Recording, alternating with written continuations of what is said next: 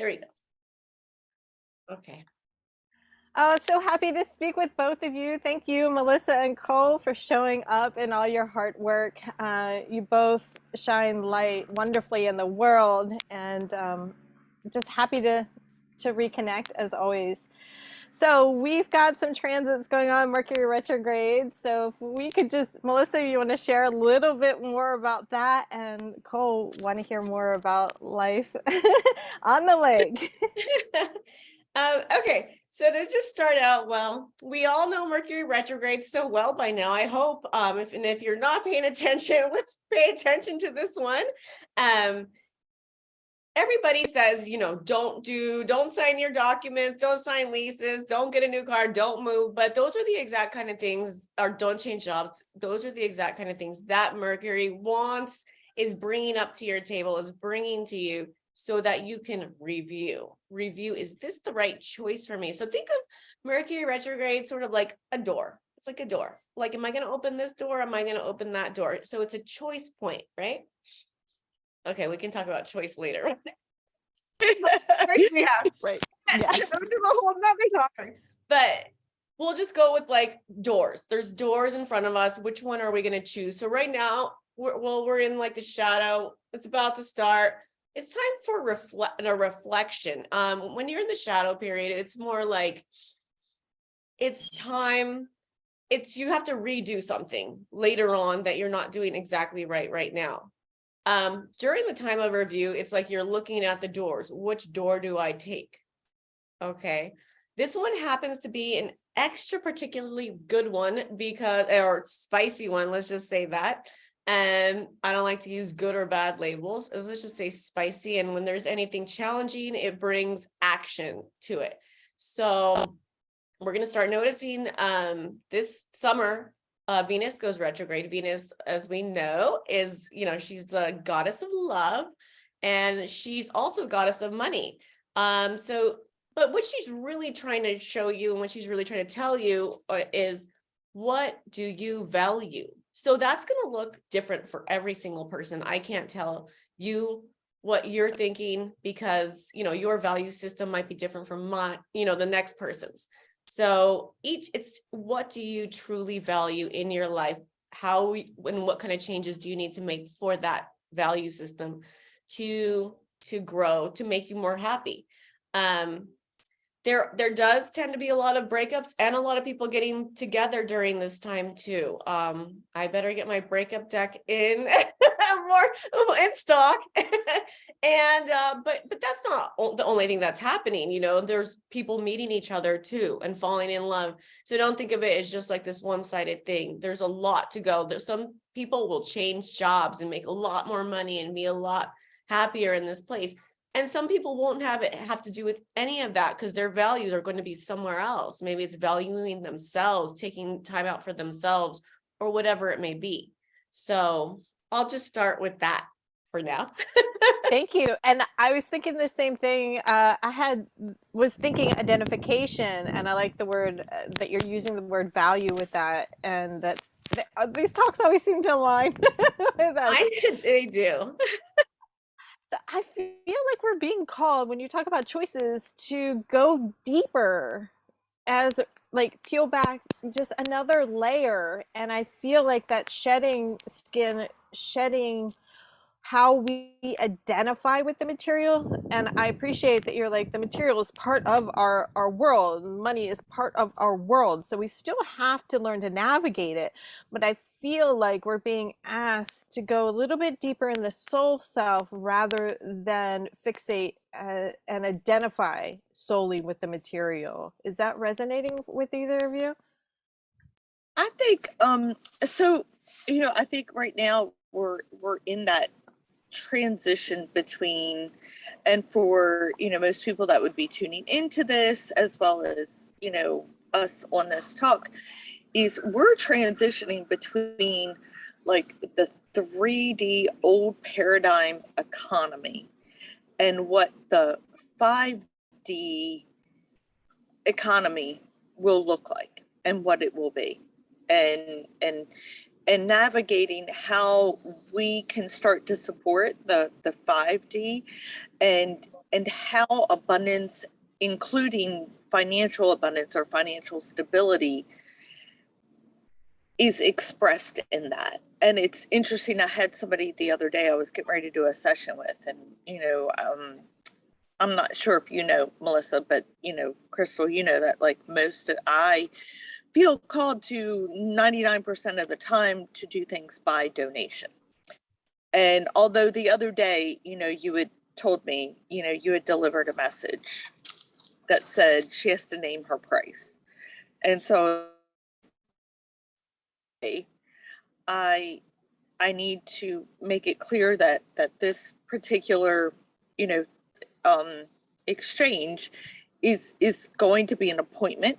It's going to be an exchange. It will still be by donation, but give it a container of what, so the person was still free to donate what they wanted, but it also gave them kind of a container to which to Right. a frame to pull from, Right. And interesting was when I said, okay, this is going to be like an actual scheduled session, they said, of course. And then they said, what is your energy exchange rate? And I love that. I like that a lot. Energy exchange rate. I like that. Right, to me, because when you think about money, like cash money in like the old paradigm, for many of us it can have this very like ick kind of like, and it doesn't feel very heart centered, right? Because I probably some of it comes from so many centuries of doing things just for the money, right? And so then when we're doing things straight from the heart and we're getting that money for it, it kind of like, to me, so this is what I see when like I think about this is Jesus tossing the tables in the temple, right? That doing the business and the money exchanging hands in a place of sacredness. But like you were saying, you and Melissa were both saying is that, we do still operate in a material world. And, sometimes abundance means people do have something that they can barter with you that is of immense value to you, that's of more value than what cash can be. But at other times, cash is the most optimal, and I use cash to cover, I guess, currency, is the most optimal energy exchange, because a lot of us are doing things virtually. So, it would be really hard for Melissa on the West Coast to be like, here, let me bring you this wonderful loaf of bread from the bakery down the street. Right? I could try doing that. Yeah, look, She makes magic happen, believe me. Magical manifestor over there. You never know what's going to show up in their world. If those rosemary seeds had disappeared, would manifest, that would be interesting. I'd like to know where they went. But yeah, so I think, this is an interesting time, when we can sit back in the seat of the person watching the movie of our life unfold. It's a very interesting time to look at how like we're in this big transition. Every once in a while I tune into kind of the 3D paradigm of, and their pulse on the economy, and wow, it sounds like such a shit show. And I just think, it starts to, because like obviously being out here in the woods, I don't really like, I really don't need much. And so the only time I start to get like kind of uncertain about my security is really when it comes time to buy food. Am I going to have enough money to buy food?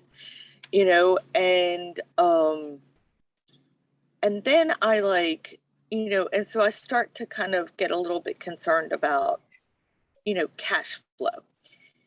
And then I hear what is actually going on in the economy in the, like, for me, what would be the outside world. And I think, well, this is why half of me is not concerned about cash money anyway, because like tomorrow the dollar might not even be any good. Like, we don't know. Like, it might be great, it might not. Like, bartering might be the only way, so there's half of me that, gets a little concerned about cash flow. And then part of me's like, well, 6 months from now, it might not make a difference. Like, bartering and, the skills that we have and that we're willing to share might be all we've got to, like, be in the 3D world of abundance.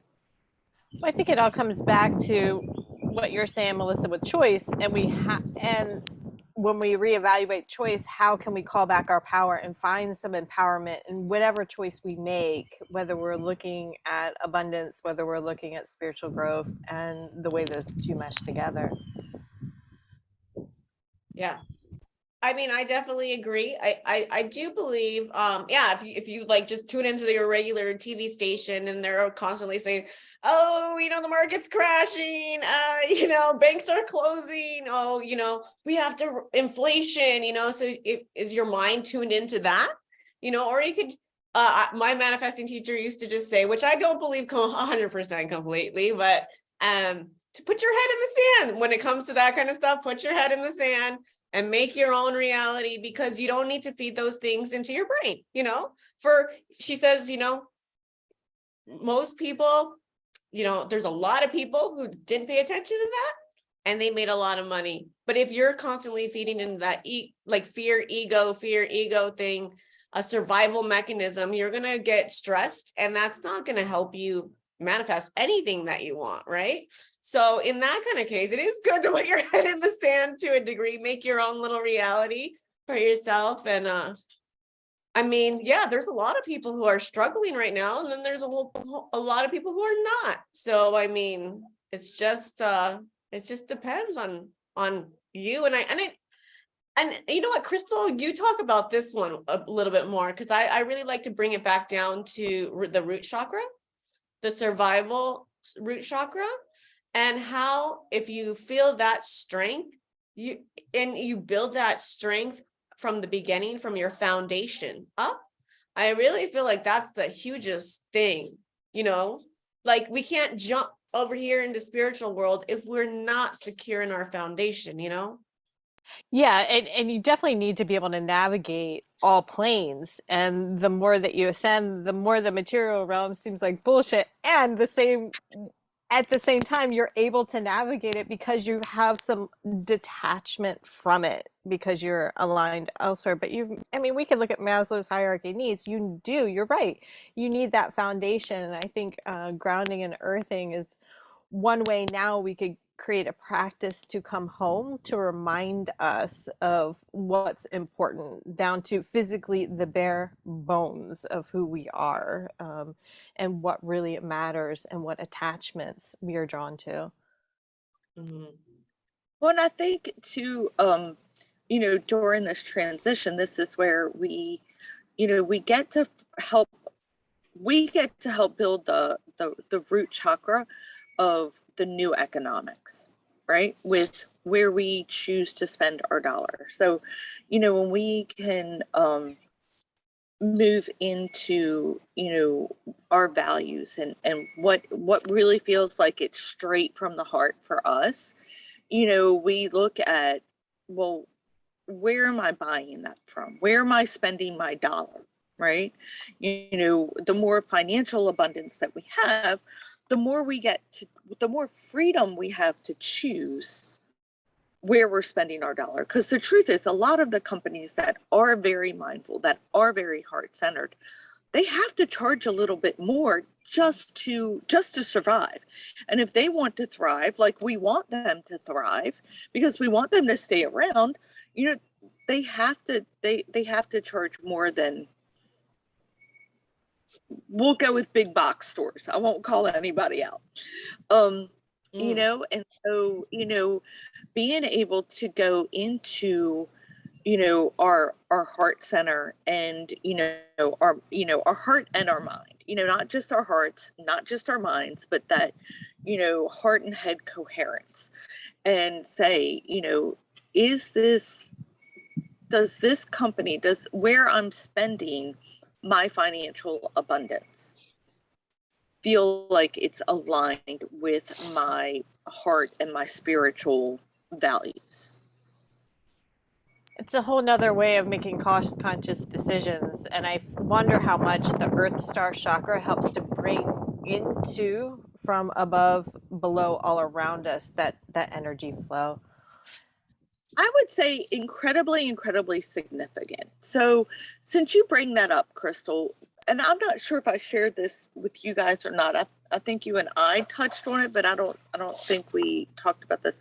A couple months ago, I was in a meditation, and my guides came in, and they basically took, we have these cords that attach us to source, that attaches to our higher self, that attaches to source. And so they took out what was a very dull gray cord, and they put in a cord that was more akin to the color of rose gold. And the cord that they put in came straight from source, through my higher self, in through kind of like the back of my skull neck area, down through my root chakra, and all the way down into the heart of Gaia. The gray cord that they took out only went to my root chakra. And what they explained to me was that gray cord was like a false matrix cord. Like, being plugged into that keeps you plugged into the matrix. The blue pill. Right. Like, that cord keeps you plugged into thinking that you need that established system to be supported in your experience here on this planet. And what they put in was our actual true soul cord, so that way we can remember that, right, like it goes all the way down. Like, we are supported from above, we're supported from below, and that's just the way that it is. Thanks for sharing it. And that makes sense. And I haven't experienced it in that same way. I would only do meditations to where, like, connecting down into the mantle of the earth, but for all the way through is a beautiful, beautiful experience. Thanks for sharing that. And it was really interesting to me, the change in the colors, because the gray was such a dull gray. Like, it was just like, it's not like it was platinum or pewter or anything that had any shine to it. It was a very matte, dull color. Whereas the true cord was a rose gold. so again, it comes back to identification and calling back your power and the choices that you make of how you want to align, whether it's who you align to with connections, family, how you spend your material abundance, and being comfortable with owning and receiving and allowing. So again, coming in through the heart. And Melissa, you mentioned something earlier about navigating between both worlds, right? How, like, we can't ignore all planes. Yeah, I feel like it's all, there's always there's always going to be like 1 foot in, 1 foot out, right? We have to have 1 foot in this material world. We exist here. This is our reality, right? And then, there's another reality. There's a spiritual reality. And so to me, you have to find that balance. And I think that's kind of one of the things that yoga is so beautiful for, is like literally trying to show your material body how to guide yourself into that balance and stay in that state of, and you can do it many ways, of course, you know, no matter what religion you are, there's a ways to balance and to learn to balance yourself between the spiritual world and reality world. You know, I don't necessarily think of, you know, there's good morals and values to all religion, I believe, but so however you do that. But to me, I really think that it is almost like a video game, right? Like you need to step in, you need to step out. And there is time. We live in a time where our bodies are going to fail us. We are going to die, get old and die. So we do need to step into this timeline of now, but then also know there's something more and learn to how to work with that other side too. When I was younger, I kind of give this example a lot. I don't know if I've told you before, but when I was younger, I didn't have that root chakra and I didn't have that stability. And I would spend all my money going to spiritual people telling me what to do, you know, instead of trying to root myself first. So it took me, then all of a sudden I was like, oh my God, I'm doing this backwards. So I flipped it around, decided I'm only going to pay attention to material and getting things first. And I did have to focus because I'm so spiritually inclined of a person just from when I was a child till that's just how I grew up with being more spiritual. You know, I used to play in the woods with things I thought was more interesting than ever getting a job or money. So, and so then I had to refocus and be like, okay, you're only going to pay attention to this right now and establish yourself with your root. And now go higher, right? And now it's beautiful because like Nicole was saying, there is more choice, there is more freedom. I mean, I've also made my life into a very easy sort of, you know, well, it depends on what you want in your life, but I don't have that many attachments that make me stay still, that make me stay down or have other people in my life that tell me I can't go do this or that on a whim because I can't. You know, so I feel like that's a lot of freedom. There's a lot of freedom in that. And it feels good to be able to do that. Yeah, I mean, so I see the choices that money brings you. And that's how I kind of like to see money instead of like this actual material piece of paper. I like to see it just as like, hey, you know what? I want to go to Hawaii. Let's go. You know? I'm glad you brought up your travels because I feel like that's another level of being comfortable with yourself and experiencing life that not all of us get to receive or are comfortable receiving. And your deck really does a good job of tuning into different environments and finding that spiritual attunement in different locations on this planet. And I want to say this too about traveling, since we are talking about traveling. There's people who travel and then there's people who travel. Okay. I might be down the middle, but there's people who travel in comfort, your 4-star hotels with a whole itinerary. They have to feel secure and safe with their tour guide. And to me, you just took out all the fun, you know? Where's your adventure? You know, where did the adventure go? You have to find that like root. It's okay to feel abnormal in a place you don't know and learn how to, you know, commune with that different culture and see how that difference is what is the beauty within the other in the cultures, you know, and find your own home in that space, you know, and I love it. I have friends from all over the world now, and I love the differences. To me, it makes the world more beautiful. And so to me, it's like learning how to not, you know, some people, I just want to go to Paris. I want to see the Eiffel Tower. I'm going to stay at my 4-star hotel. That person is not going to get the same experience as somebody who's going to be like, I'm going to go, maybe I'll get a hotel. Let's see when I come back. You know, and meet those people on the way who invite you to dinner, who invite you here, and you stay. I have friends I've stayed in touch with like for over 10 years now. Just when I met them on the plane, just sat next to me. You know, I don't know. Sometimes it's just in the air where you can do something like that and make friends like that. And I think that's also just another level of talking about that root, you know, freedom space, you know. I agree with you feel like, and I mean, to each their own. If you want to, if you want to go be the American in Paris and go take America with whatever you do, you. But I feel like the greatest value in traveling is like trying to experience it as the locals do. Like I don't want to go and go on the beaten path. And years ago I was actually in France, and there was the Eiffel Tower in the background. It wasn't, we were there for such a short time that going to the Eiffel Tower was not on the itinerary, which for me, to be perfectly honest, I couldn't have cared less.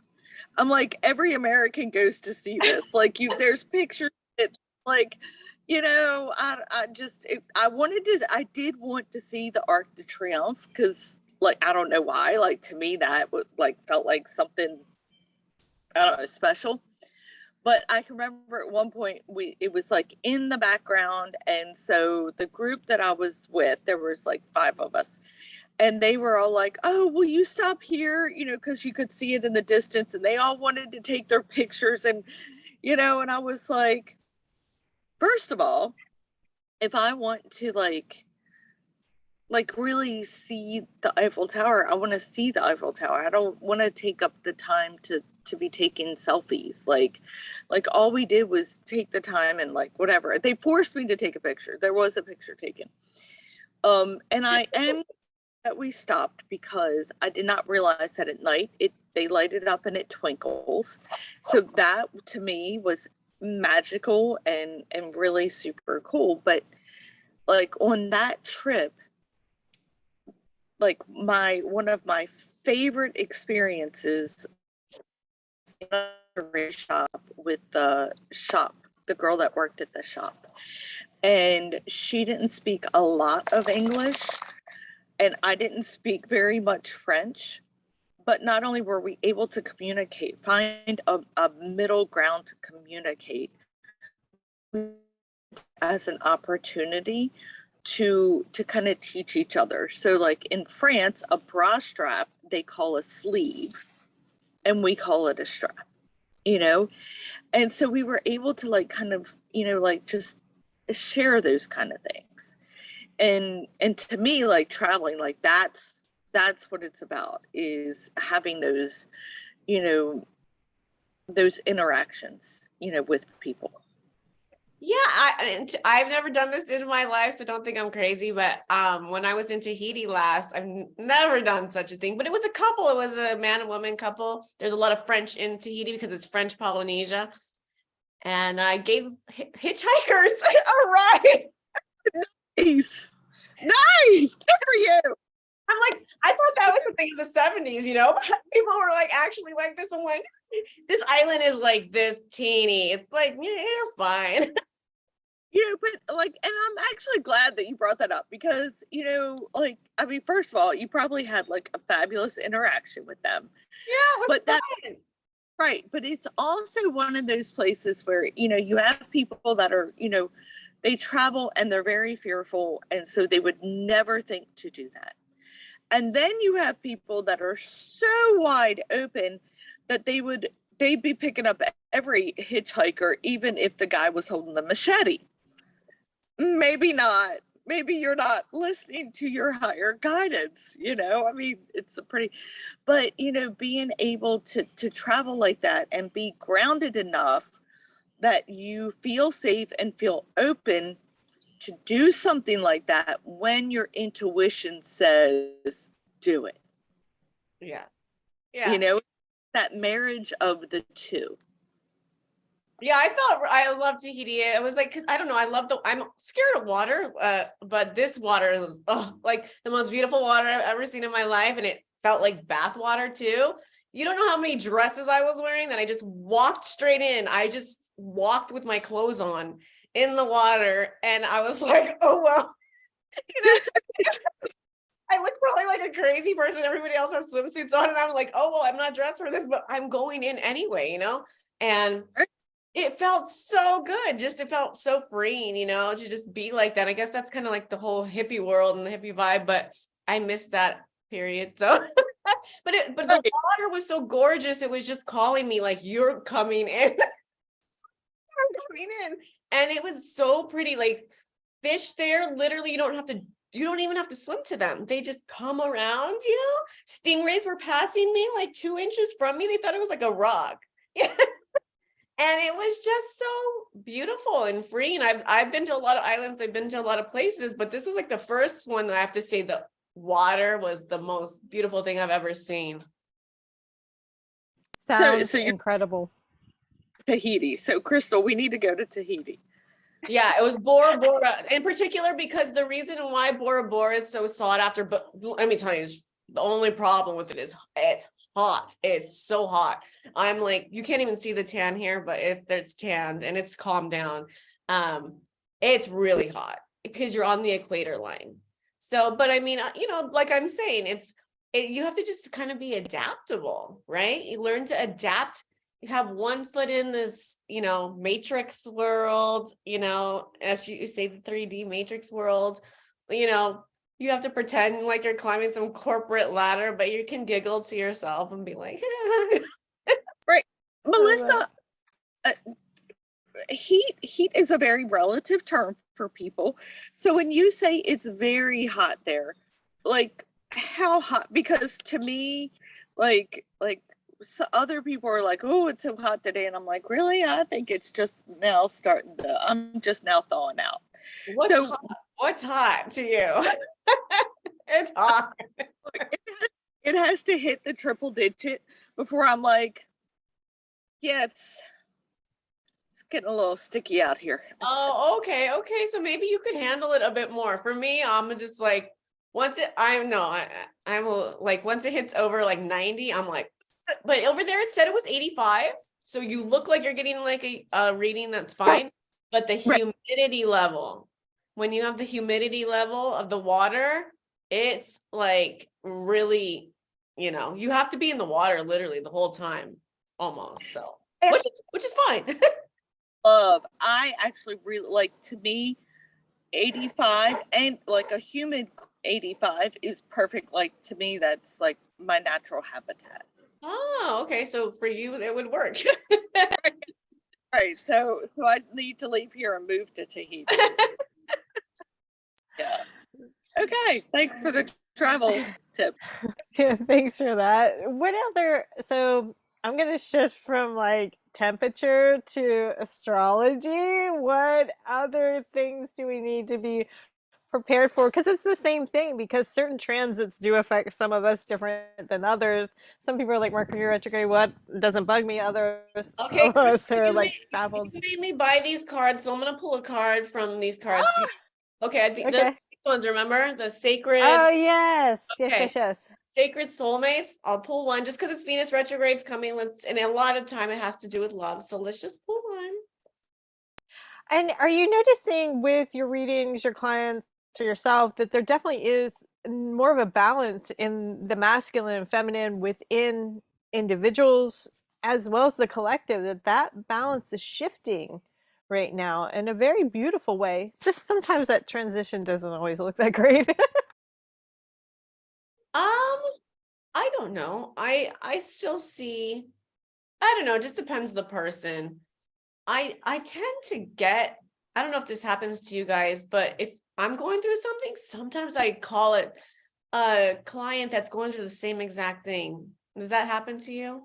It does. Sometimes I'll settle something within myself, and then once that lesson's complete, it's like I get the same thing, to where it almost makes me question a little bit, but it's happened enough to where I'm like, okay, this is a pattern. I've completed this lesson. I understand it in this way, so then that gives me foresight to help others. But for a while, I'm like, I was so worried about projecting onto other people that it felt like I was getting mixed up. Yeah. Yeah, that is the thing. I mean, that's the whole thing when you're learning to do readings, right? Is having to trust yourself, learning yourself, learning. It's like just a lot of learning yourself, I think. right? Totally, because you have to learn, like, is that am I feeling this because of me? Is this a hot flash? Is this an energy? Is this a this and that? You know what I mean? Oh, It comes through. This divine communication has its own wonky ways. okay, I actually put one card back when it fell out and it came back up, popped back up. Oh, that's what made me stick with cards, okay? Because I used to shuffle and be like, I don't want to look at that, and then I'd shuffle again and pop out, and I'm like, It okay, fell out and now I picked it. So I'm feeling like this wants to be said, okay? So all you right, let's hear it. it's repression. Someone does not express how they truly feel. Okay, so maybe there's during the Venus retrograde, there's going to be a lot of people trying to suppress what their actual value system is, what they actually really want, that they're going to have to get. And like we're talking about defense mechanisms, projecting, well, repression is one of the main ego defense mechanisms too, right? So repression is the 12th house, and it's the symbol for the last sign, because when you don't deal with it in all the other ways, it gets repressed and hidden back into you to deal with, like, unconsciously, which is the worst place really for it to be. It's a little messy there, but then that comes back to, we have to break the framework of how we identify it in order to allow that to come through, to express ourselves, to be vulnerable, to change course, to redirect from what we assume, because sometimes we beeline one way, like this is it, and then you learn, oh wait, this might be another choice option for Yeah. me. So thanks Yeah. for sharing that. And then I also got this one card, and just the divine masculine. So I know you were talking about just the, you know, about how you feel divine, feminine, and masculine are happening at right now. So that's just one. I do want to pull one from your deck, okay? The mirror. These are the ones that came to me today. So I'm just gonna do one. So look what comes up. Reactive. I should have mirrored this so you could actually No, I can see it. We can see it. reactive. And what I'm finding when I'm doing readings and there is some reaction in and soul contracts of, and the smallest way I could dumb it down, it's like the boy who hits the girl in class.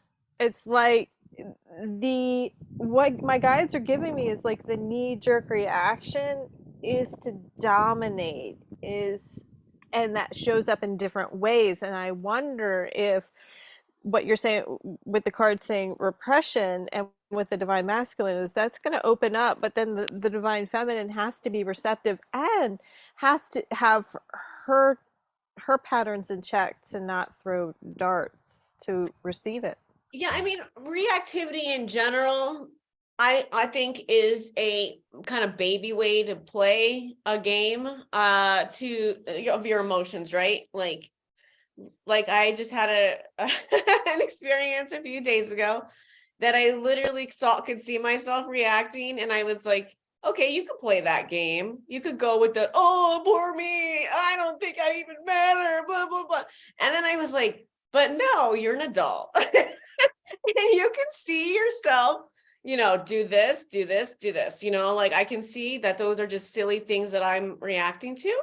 And it's also past woundings. Your past has a lot to do with how you are reacting. It could not even be the situation. So I literally actually journaled all the levels of my feeling and figured out at the end how to just write something, what I wanted to say. Everything's not done there about clearly communicating, but I think it's a decently done, and I didn't react. And when, I don't know, I think for right now, as my age is, my reactivity levels are much lower than they used to be. But when I was 20, I was always that first one who would react. I don't know about you guys, but I know a lot of people deal with that anger issue, that ego first response reactivity, and it's hard to control. Yeah, and I've been getting some stuff stirred up to where I'm like, go ahead. Oh, what? Right. So, like you're an Aries talking to another Aries and a Scorpio. So I think the younger reactivity is like kind of a given with all of us. But Melissa, if we look at the word and then